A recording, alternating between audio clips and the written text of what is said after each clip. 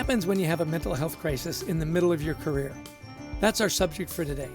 I'm Chester Elton, and this is my co-author and dear friend, Adrian Gostick. Well, thank you, Chester. Yeah, today we're going to talk about eliminating the stigma of mental health at work. And our guest is going to share his story as well as the research to help us understand how we make mental illness relatable.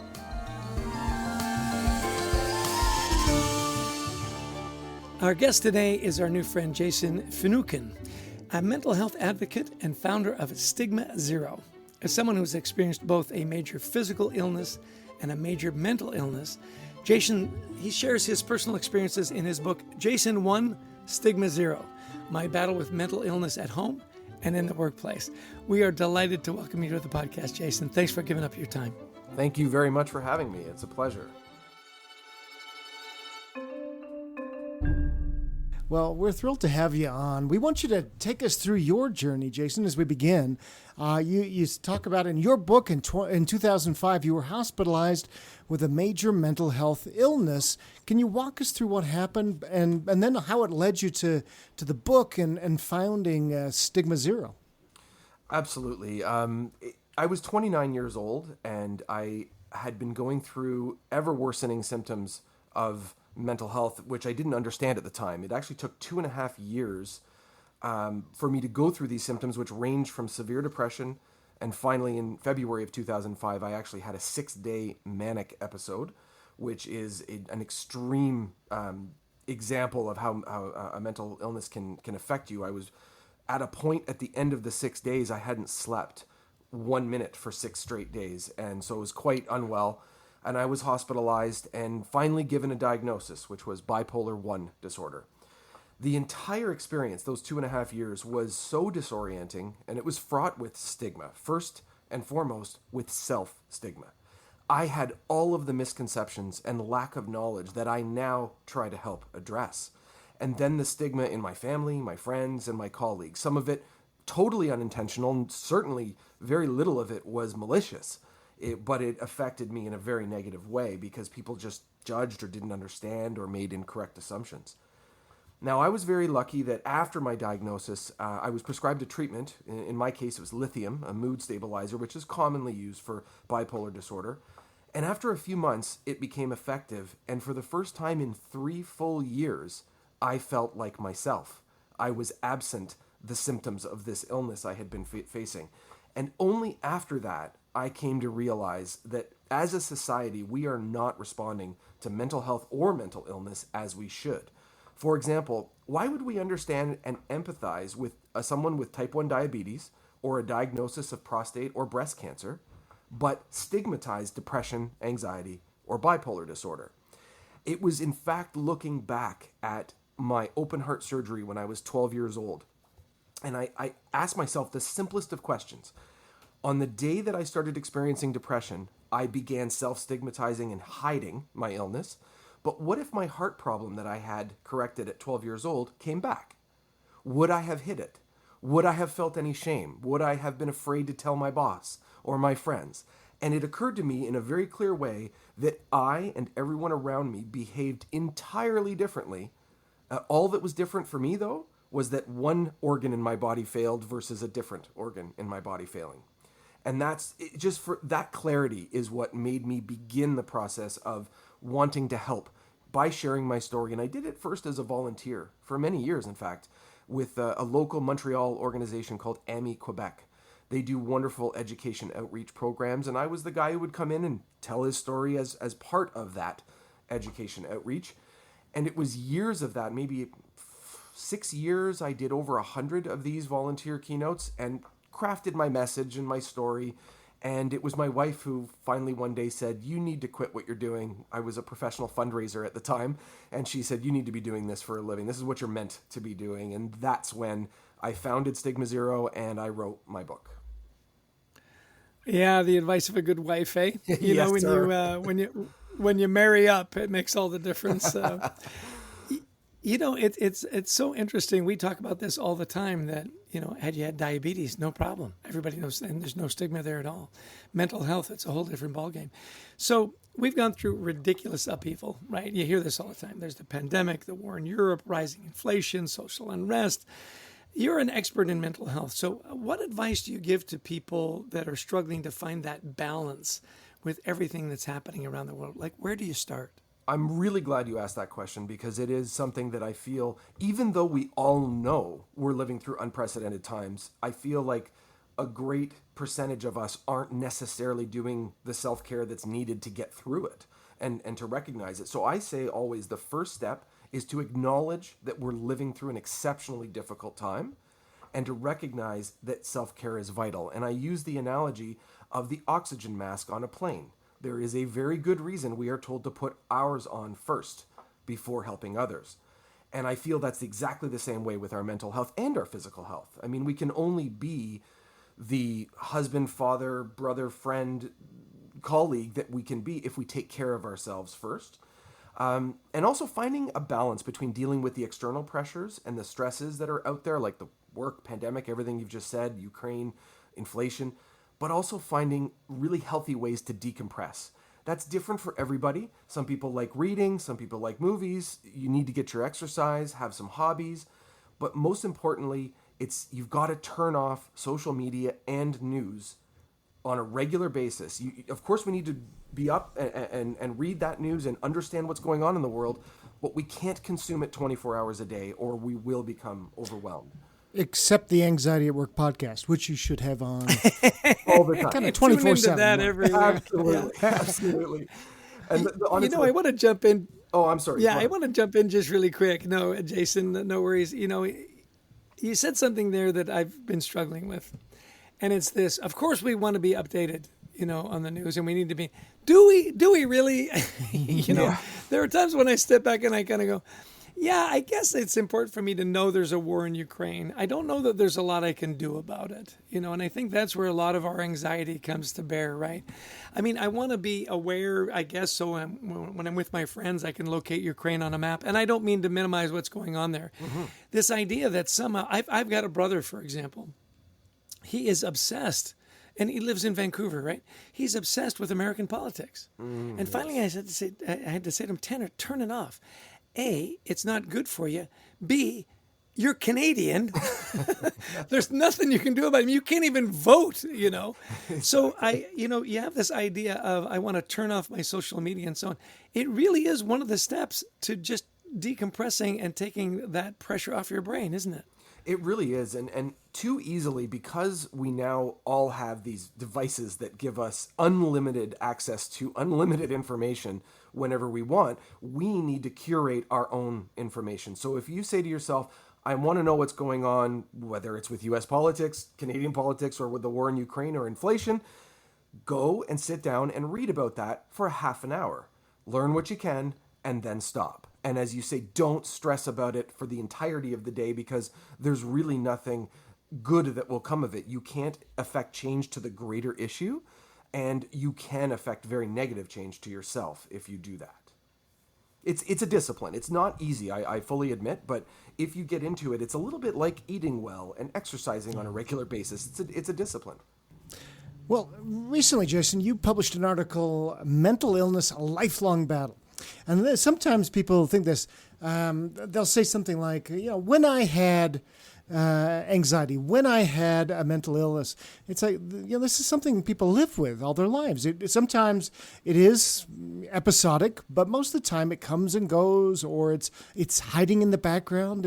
And that's one of the tough things. And you said one of the most difficult lessons is lesson 7 that you said, you don't think you can soldier on. So walk us through that and how that's applied in your life and also with the people that you help throughout your career now.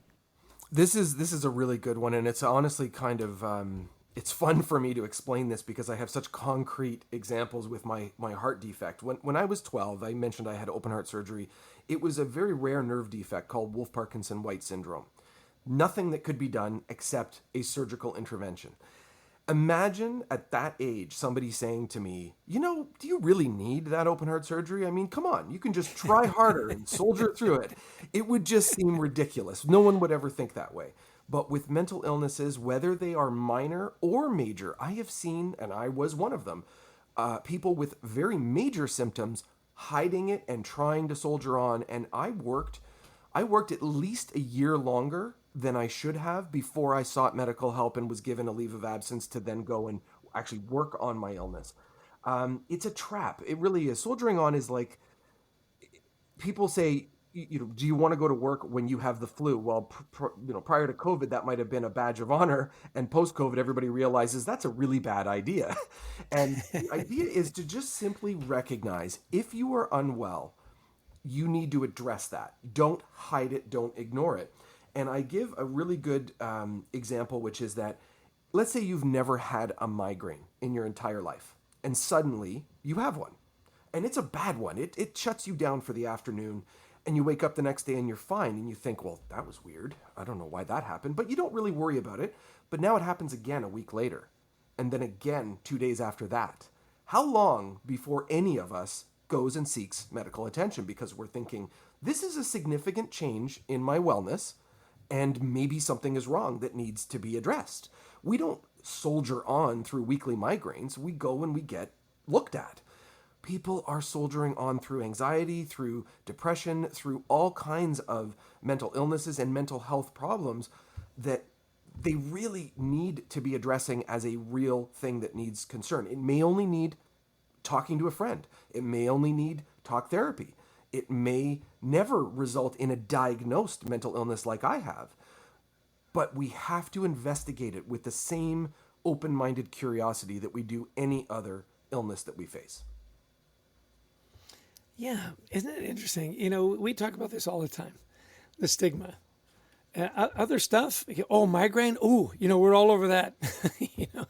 And then you say with the mental, that's soldiering on. Adrian, how many times have we said, rub some dirt on it, get back in the game. Hey, turn that frown upside down. Exactly. One of my children went through, major mental health issues.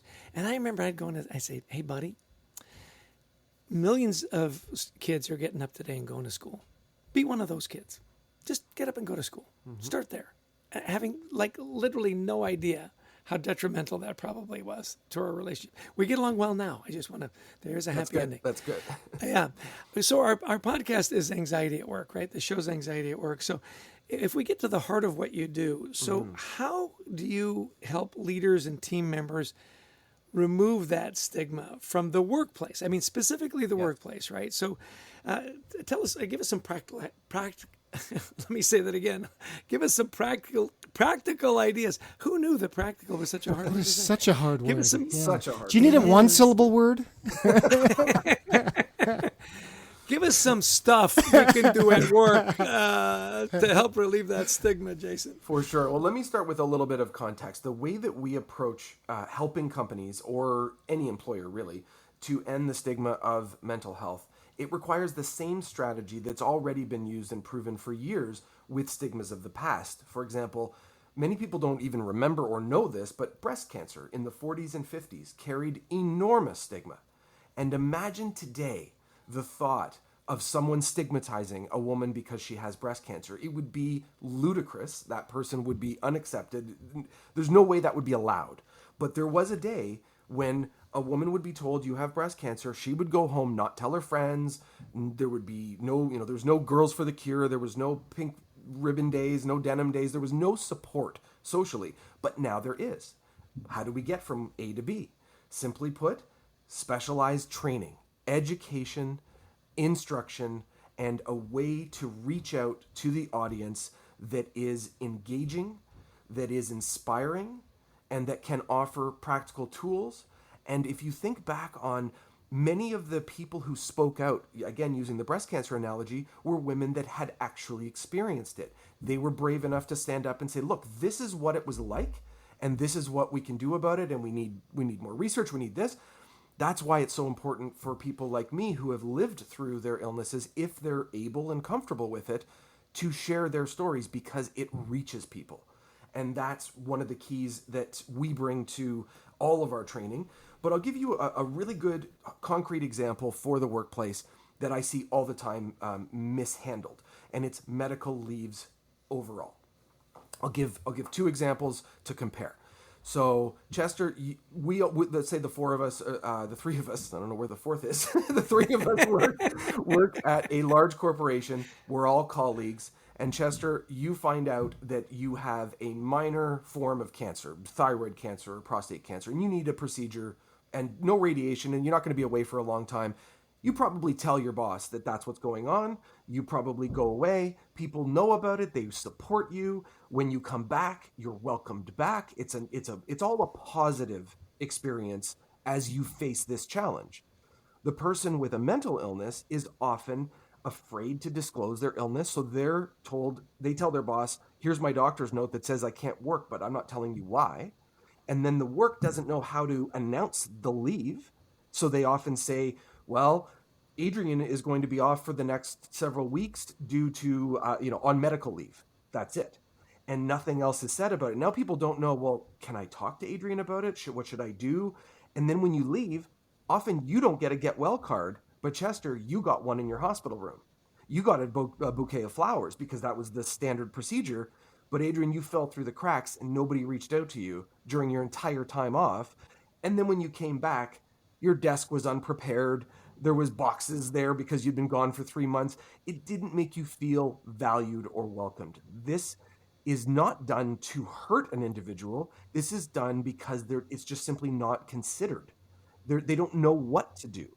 And one of the things that we do is we explain there are ways to announce a medical leave without giving the details of the illness while simultaneously promoting the concept of empathy. Oh, we're going to have a get well card that we're going to sign. Please come by and sign that. Making sure that when they come back, they're welcomed properly.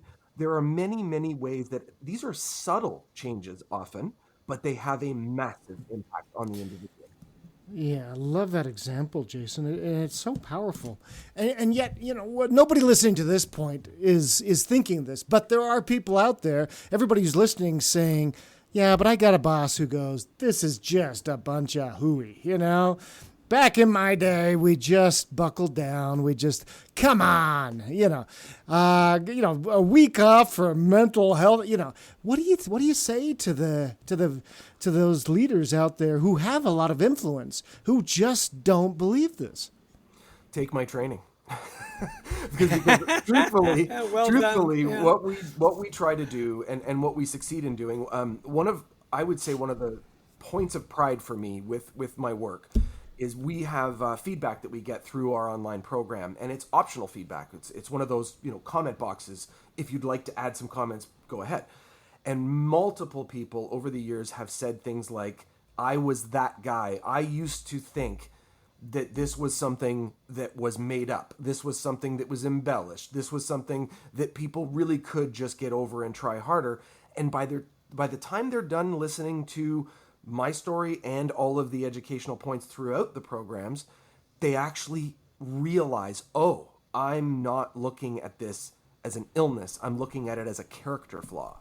Yeah. And I think if you highlight to people that all mental health problems, which I do want to clarify one difference in the phraseology. A mental health issue or a mental health problem is similar to saying, I'm 15 pounds overweight. I have a physical health problem and it's causing me low back pain. I probably should lose that weight. I need to eat a little better, but it's not dire or urgent. I'm not going to the hospital. That is a mental health problem. So if you have mild anxiety that you can live with and work through, or you have mild depression that you can live with and work through, it's not easy, but you can do it. That's an example of a mental health problem. Your mental health is not optimal. A mental illness, on the other hand, is now in the category of, well, we've diagnosed you with cancer, diabetes, bipolar 1, clinical depression. You now have this illness diagnosed.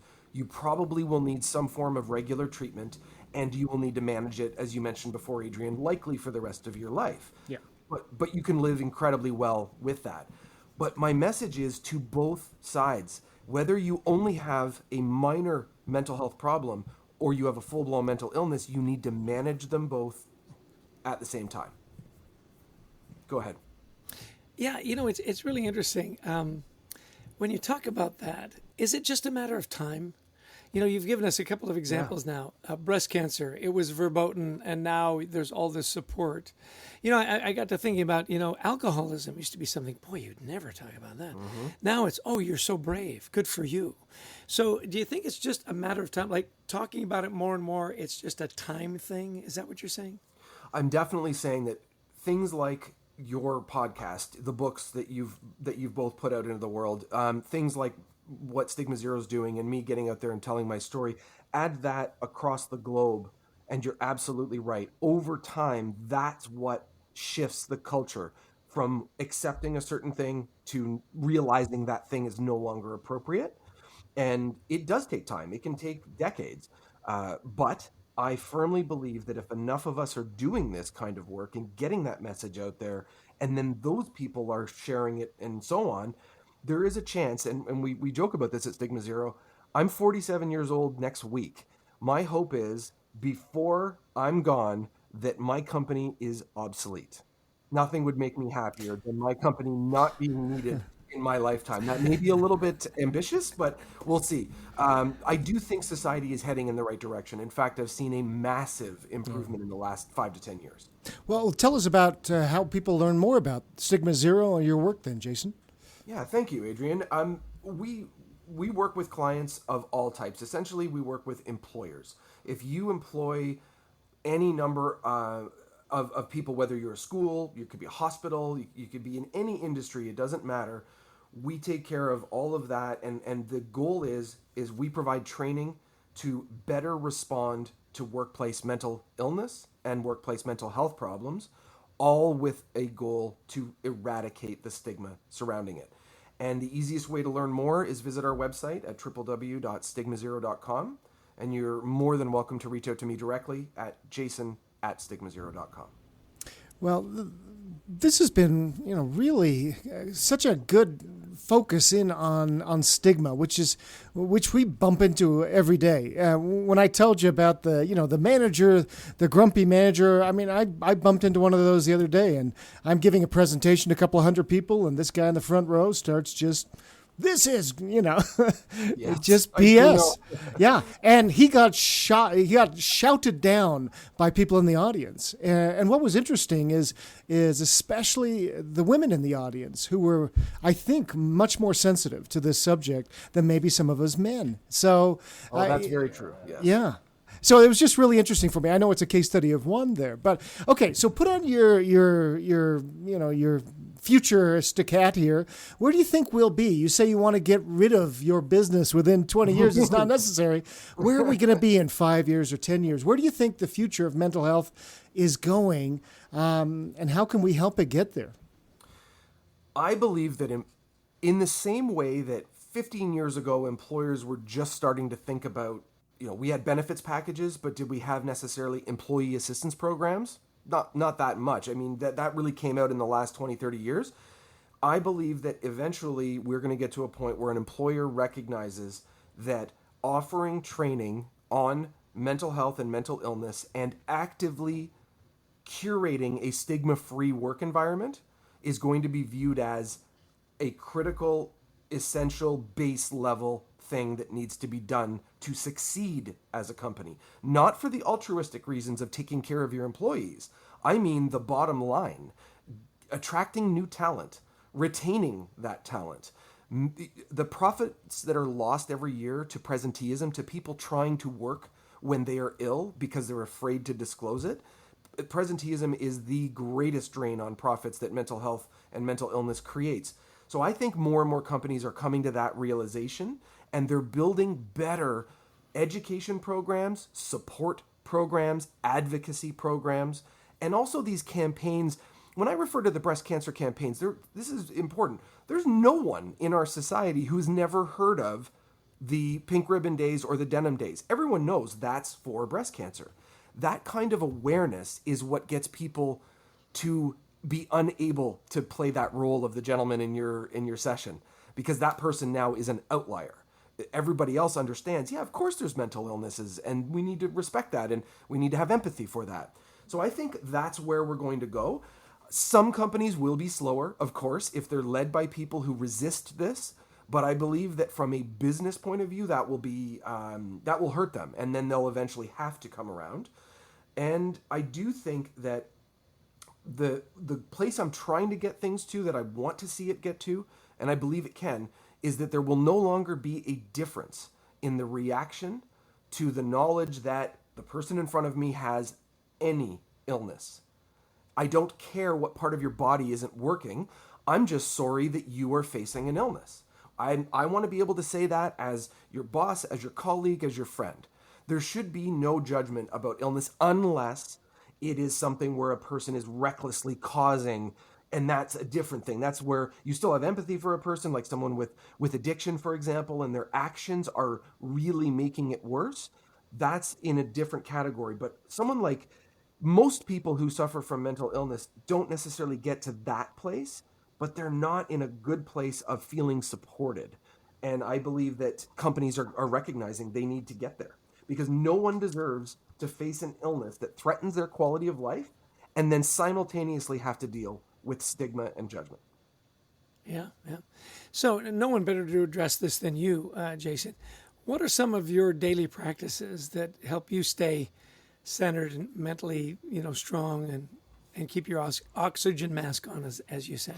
Well, it's a great question. I have several. I like to joke that this particular vehicle is a high maintenance vehicle, but that's okay. At least I know how to maintain it. No, look, I have medications I have to take every day. My particular illness, bipolar disorder, is not one that responds to non-medical therapies, talk therapy, different foods, all that kind of stuff, which can be actually very helpful for some mental illnesses. Mine is a little more cut and dried. I need a medication to correct the chemical imbalance in my brain, but I take my medication with gratitude.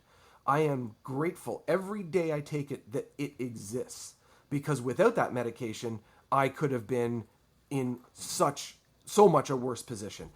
I also track over 50 health data points a day, and that sounds like a lot. It takes me 2 minutes a day.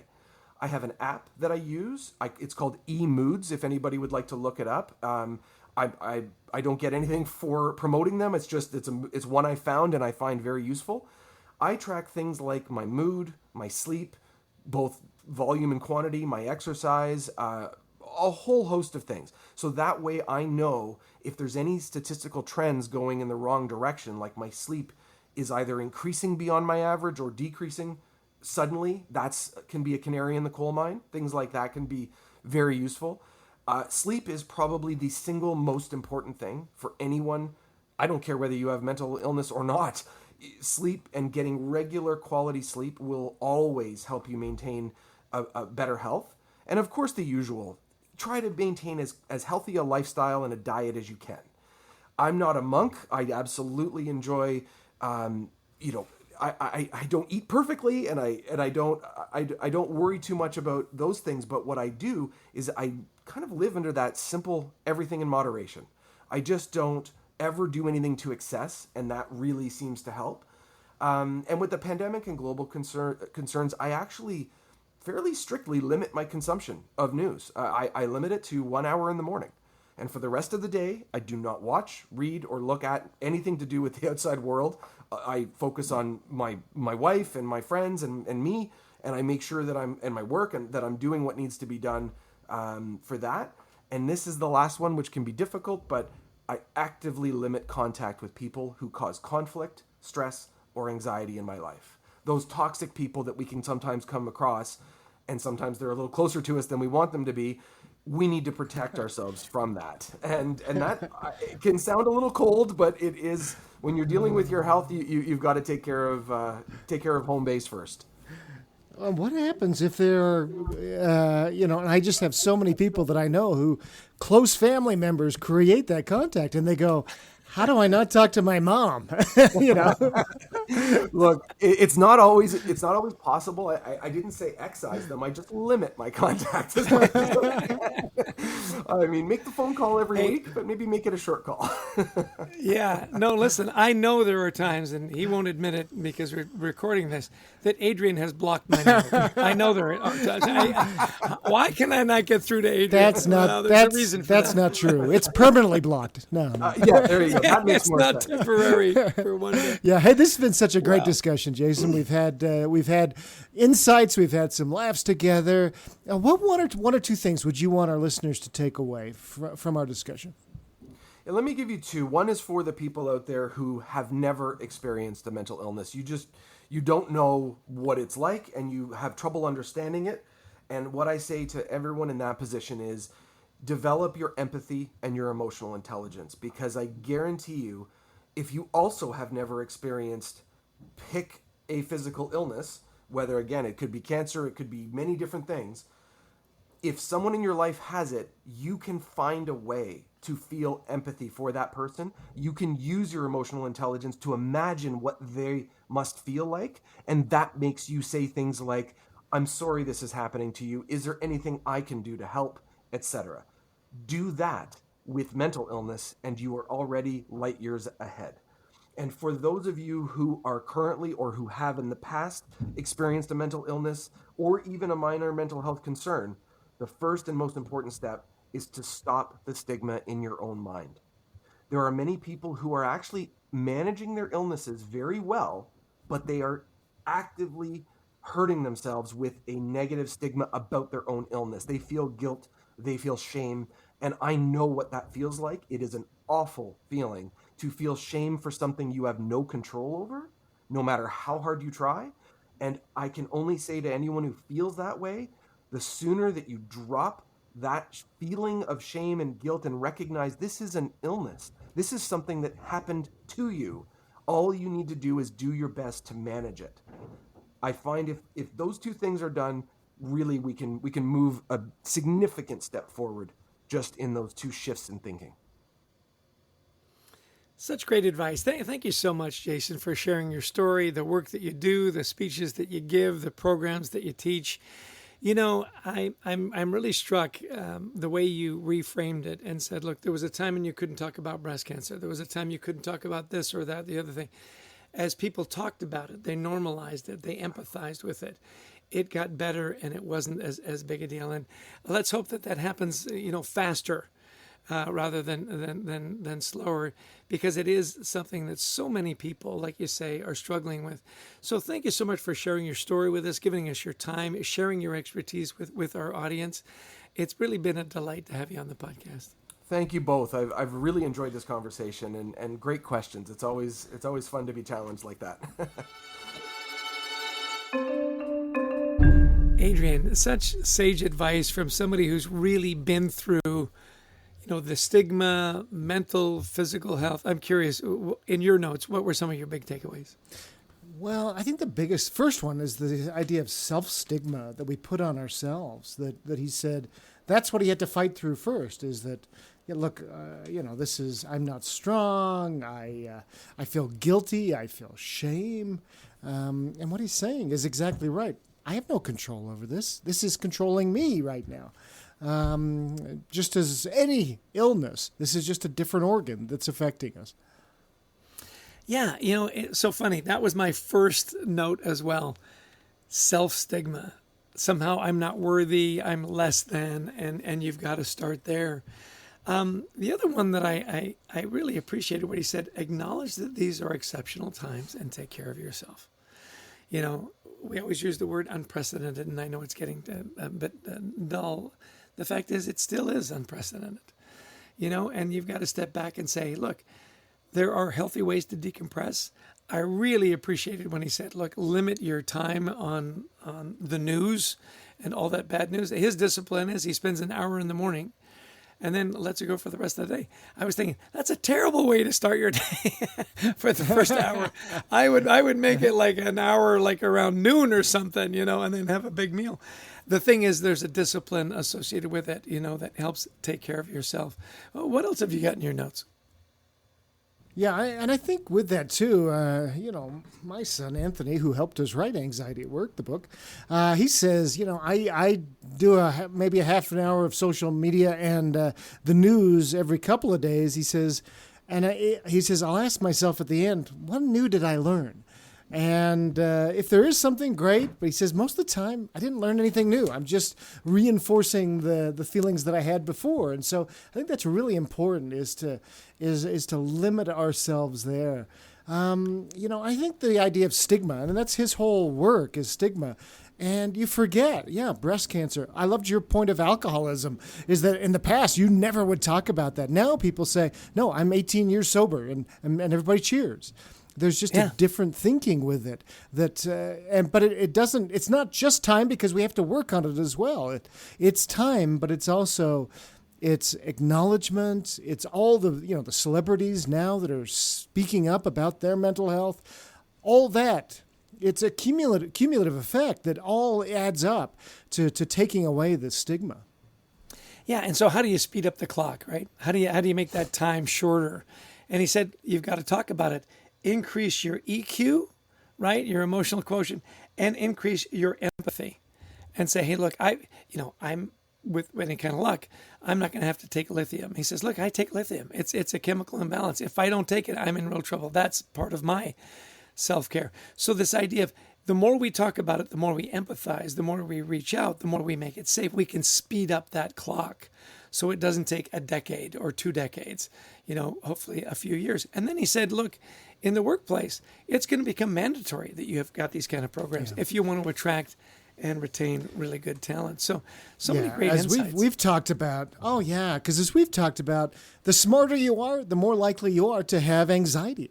Mensa members have anxiety 3 times the average population. You want smart knowledge workers in your organization. You're going to have to do this.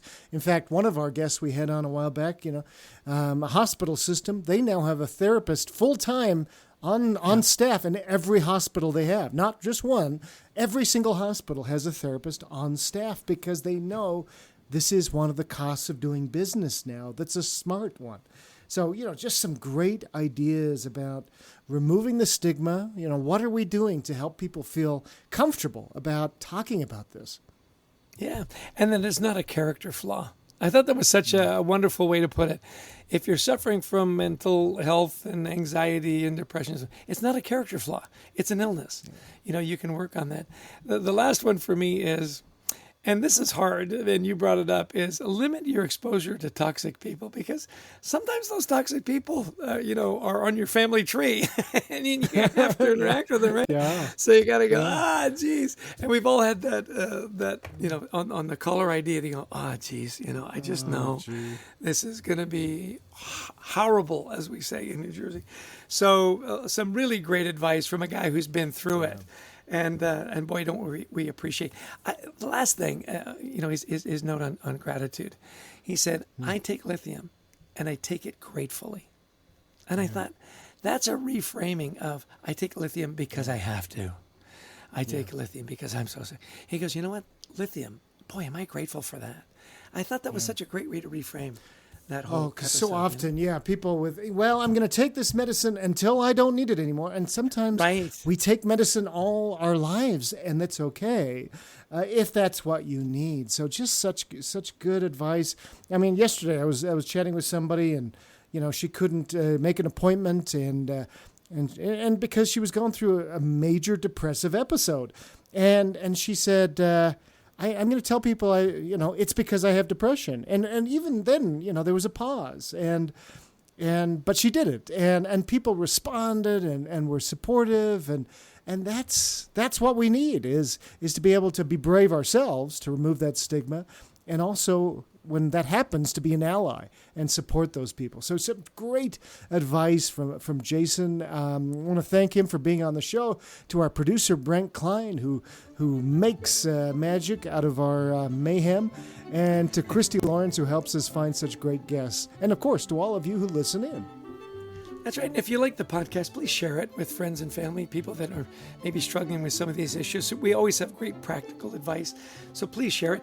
Download the podcast. It always helps us get the message out to more and more people. And we've got a wonderful online community called The Culture Works, where it's a safe place to talk about mental illness, share your stories, cheer for each other, and have that supportive community.